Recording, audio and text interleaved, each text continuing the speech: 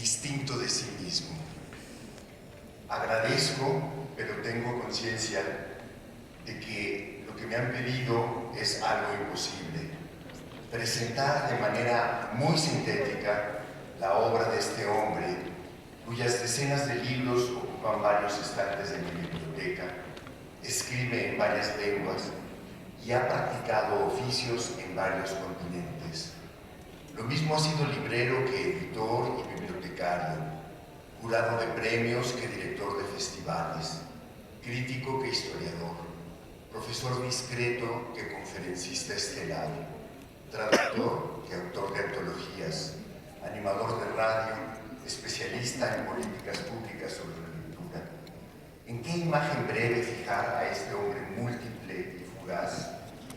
Cuento más de 70 intervenciones profesionales en 12 países, pero este nómada de nacionalidades y ciudadanías cambiantes prefiere la vida tranquila de su biblioteca y dice que, definitivamente, no ama las sorpresas, pero por suerte sabe dárnoslas, y con enorme generosidad. Es notable, sin exagerar, que siempre haya un antes y un después de su paso por las instituciones y proyectos que encabeza. Siempre introduce una sutileza que se vuelve decisiva. Un ejemplo: a mediados de los 90, Alberto dirigió un experimento muy interesante en las montañas de Canadá, en Banff, donde 8 ensayistas, algunos muy reconocidos ya, eran elegidos entre muchos otros aspirantes que llegaban ya con un texto de 30 páginas perfectamente publicado. El reto era que después de 5 semanas de retiro y taller, lo transformaron en un ensayo que nunca habrían hecho si no hubieran pasado por ahí. Un requisito hacia la diferencia: escribir en primera persona en un momento en el que eso estaba mal visto, incluso prohibido, en las redacciones de las revistas anglófonas. Yo todavía no conocía a Alberto cuando, algunos años después, me tocó dirigir ese mismo experimento de escritura. Supe en carne propia el tamaño del reto que había establecido y los logros que resultaban. Hizo del taller una experiencia excepcional, transformadora del oficio. El diccionario de Oxford define a la genialidad como la capacidad y facilidad que tienen algunas personas para crear o inventar cosas nuevas y admirables, o realizar alguna actividad de forma imaginativa y brillante. Alberto es un genio muchas veces, pero por lo mismo un genio inasible. Al leer su sorprendente Una historia de la lectura, comprendí que el hilo fino que une la diversidad de escenas y situaciones es también la primera persona multifacética que cuenta historias tan diversas, acto de enunciación poderoso y frágil al mismo tiempo. Con su voz templada en esa paradoja, hizo un libro completamente innovador, erudito sin acartonamiento, reflexivo sin ostentación, orientado por un fino sentido del placer propio y compartido, y que despertó en 35 lenguas, para comenzar, una inmensa comunidad de lectores identificados con su osadía: narrar desde el cuerpo propio la aventura humana de leer. En otro de sus muchos oficios es editor de antologías. Ha preparado más de 30, cada una haciendo aportaciones significativas. En una de las primeras, por ejemplo, Agua Negra, introdujo en la cultura anglosajona, tan dada a dividir tajantemente la realidad de la fantasía y pensar a esta como fuga de la vida, una nueva manera de ver su lado oscuro a través de 72 grandes autores, muchos de ellos latinoamericanos. Cita: una buena historia fantástica será un eco de eso que en la vida escapa a una explicación, demostrando de hecho que la vida es fantástica. Señalará eso que late detrás de nuestros sueños y miedos y goces, lidiará con lo invisible y lo no dicho. No huirá de lo raro, lo absurdo, lo imposible. Es decir, tendrá el valor de ser totalmente libre. Desde los años 80, En la antología Otros Fuegos se preocupó por reivindicar a grandes escritoras latinoamericanas, algo que sigue sintiéndose tan actual como urgente. Nadie lo había hecho antes. Lo mismo sucede con su manera de leer la pasión, el amor, el erotismo, los viajes imaginarios, los viajes de exploración, la venganza, la opresión desafiada, la mirada extranjera, la relación entre padres e hijos, entre madres e hijas, la censura, la naturaleza, son solo algunos de los temas de sus antologías. Antes de escribir Una historia de la lectura, había publicado en coautoría otro libro monumental y muy atractivo, El Diccionario de Lugares Imaginarios. De nuevo, parecería una contradicción, pero el rigor con el que fueron seleccionados y descritos esos 1001 lugares inventados dio al conjunto la fuerza de una nueva obra de imaginación. Esas dos proezas, la del libro sobre la lectura y el libro sobre los lugares imaginarios, le trajeron un público inmenso, pero a su sombra brilla con su propia obra narrativa. 6 novelas, cada una más apasionante y misteriosa que la otra, comenzando por su inquietante News from a Foreign Country. News from a Foreign Country Came, parcamente titulada en español Noticias del extranjero. La guerra de Argelia y París conducen hacia una familia en Canadá primero y luego en la Argentina de la dictadura.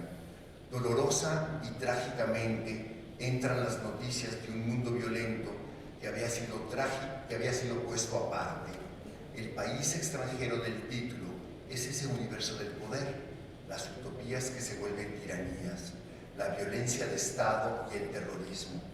Obtuvo inmediatamente 2 premios en Canadá y en Inglaterra y fue publicada en una decena de lenguas.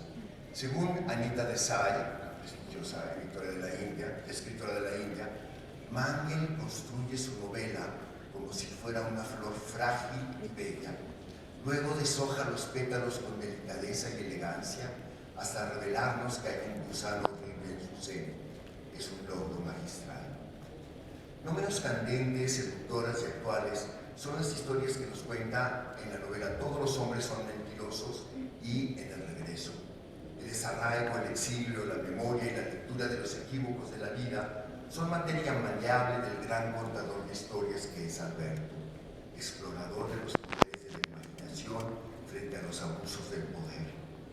En Stevenson bajo las palmeras y en El regreso de Ulises retoma gozosamente a 2 grandes figuras clásicas, un personaje y un autor vuelto personaje, transformados como él en grandes lectores de cosas de la vida y contadores de su aventura.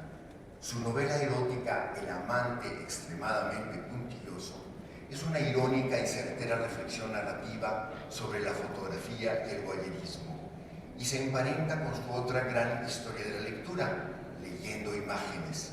Es autor también de una historia natural de la curiosidad, la inmensa aventura de dudar y seguir preguntando por qué nos lleva a embarcarnos con Dante y navegar con él hacia las respuestas de los demás. En el deseo naturalmente inagotable de certezas encontramos el placer de dialogar con otros.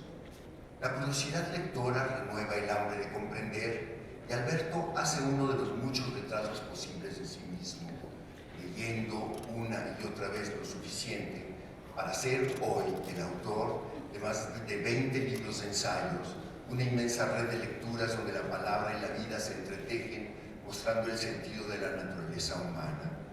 Alberto propone también una ética de la lectura y una idea activa de la responsabilidad social de los lectores ciudadanos. Siguiendo a Alicia de Lewis Carroll, la imagen del bosque en el espejo da coherencia intencionalmente frágil a muchas de sus reflexiones sobre la lectura y sus vínculos con el orbe, lo mismo que La ciudad de las palabras y Cómo Pinocho aprendió a leer. El tema de casi todos mis libros, dice Alberto, es la lectura, la más humana de las actividades creativas. La palabra impresa le da coherencia al mundo.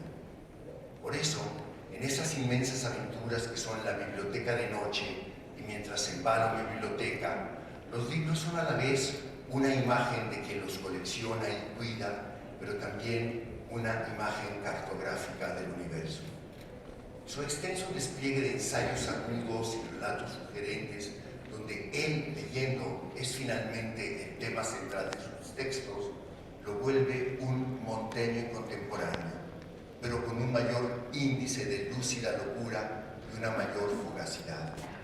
Porque cuando llega la noche, nos dice, el orden de su biblioteca se altera y entre las grietas del sistema diurno renace el delirio que une a todos los libros con lo imposible y siempre anhelado. Alberto vuelve a cambiar en ese anhelo. Es otro creativamente inspirado y es el mismo. Es como Abaton, primer sitio imaginario de su diccionario, un país que cambia de lugar cuando alguien se acerca, aunque algunos describen la música que emana de sus murallas. Cada quien tiene una imagen distinta de Alberto Mangel. Es todos y a la vez es mucho más que la suma de esos fragmentos caleidoscópicos. Alberto el múltiple, el que escribió sonriendo que nadie se baña dos veces en el mismo libro, que somos muchos y somos cambiantes, de los muchos oficios, es como Abaton, esa ciudad inacible que describió.